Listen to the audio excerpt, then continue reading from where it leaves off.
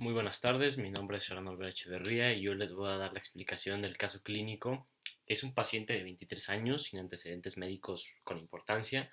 Es un repartidor de pizza que sufrió un impacto de un coche en la pierna izquierda y salió disparado 4 metros. Han pasado 45 minutos del siniestro. Bueno, lo primero que debemos de hacer con nuestro paciente al abordarlo lo primero es acomodarlo acostado y abrir vías aéreas. O sea, una vez que está acostado, lo que debemos hacer es empujar su cabeza así, hacia atrás, abrir la boca, esto para que no haya ninguna obstrucción a la hora de respirar y nos aseguremos que esté respirando perfectamente el paciente. Entonces, una vez que tenemos abiertas las vías aéreas, así, tenemos que colocar un collarín a nuestro paciente para que evite moverlo y que esas vías aéreas se cierren. Entonces, quedaría algo así con el collarín. Bueno, a lo mejor no tan abierta la boca porque pues el paciente tiene que estar hablando, pero de preferencia sí para que aquí no haya ninguna obstrucción. Bueno, después de inmovilizarlo con este collarín por el impacto que sufrió por el coche, lo que debemos hacer es proceder a palpar su cuerpo, a palparlo para ver qué zonas están afectadas, ¿no? Tenemos que saber si está afectado, por ejemplo, las costillas, entonces aquí tendremos que palparlo suavemente para sentir si sus costillas están bien, están mal. Tenemos que estar sintiendo todo. Sus costillas, sus brazos, los músculos de sus brazos, saber si nos está mostrando pues dolor o algo ante una zona y por supuesto palpar la zona en la que fue el impacto principal, que en este caso es el muslo izquierdo, para saber de qué tipo es el daño, si es una fractura o si simplemente fue una contusión. Por el tipo de caso que fue pues un golpe muy fuerte que los dejó disparado a 4 metros, lo que tenemos que hacer es palpar con mucho cuidado la pierna porque puede tener una fractura muy seria, muy grave, y si nosotros palpamos muy fuerte, pues podemos agravar esa fractura, podemos lastimar al paciente y pues lo que menos queremos es eso. Entonces, una vez que se haya completado palparlo y que hayamos visto que no tiene nada más que en su pierna, que es una posible fractura o incluso alguna otra fractura en los brazos o las costillas, lo que debemos de hacer es saber qué tan consciente está nuestro paciente.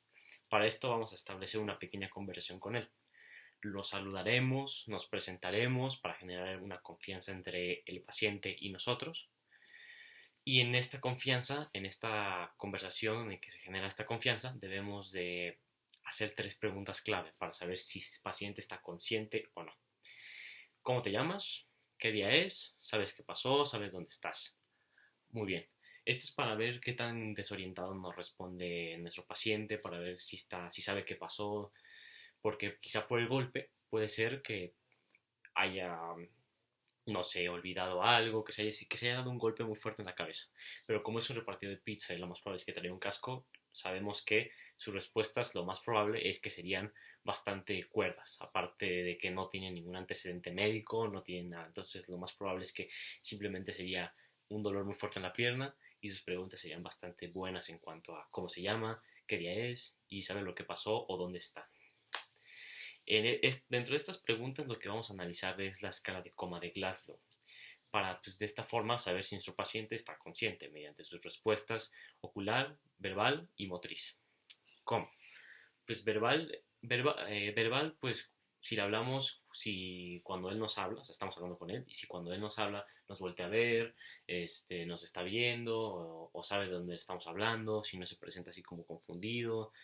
El motriz es que tú le pides que mueva una parte de su cuerpo mientras estás conversando con él y si la mueve rápido, pues entonces está bien, en cambio si la mueve lento, pues entonces tiene alguna deficiencia. En este caso, pues como no tiene ningún antecedente, está consciente, llevaba casco y no hay ningún problema, tanto lo ocular, lo verbal y lo motriz se encuentra bien. Obviamente lo motriz menos en la pierna, que fue donde sufrió su impacto, y a lo mejor en algunas partes como codos o así, porque se golpeó y se raspó, pero fuera de eso, todo bien en cuanto a respuesta ocular, verbal y motriz, porque no hubo ningún impacto serio en la cabeza y ni en alguna otra parte que no fuera la pierna.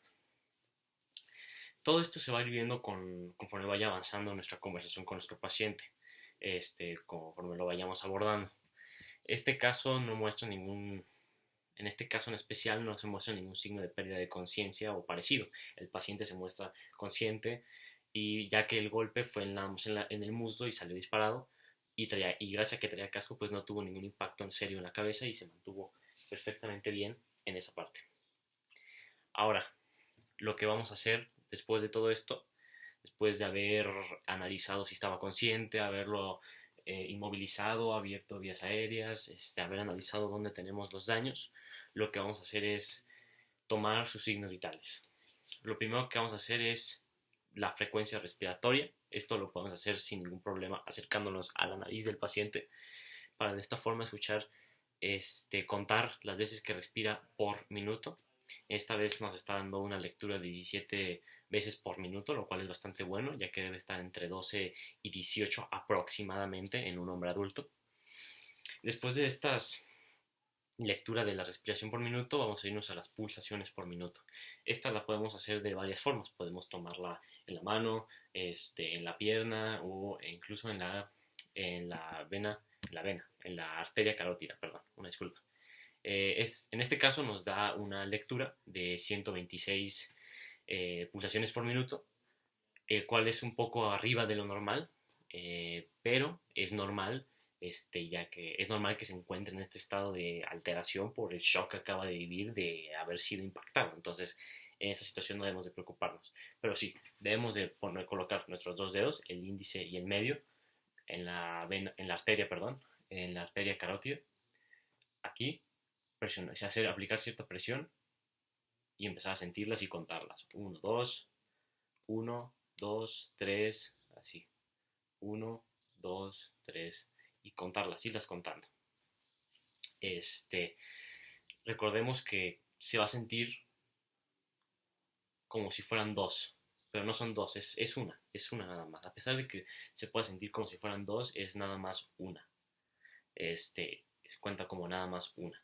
Una vez que ya tenemos las pulsaciones por minuto, lo que debemos de saber es la presión arterial.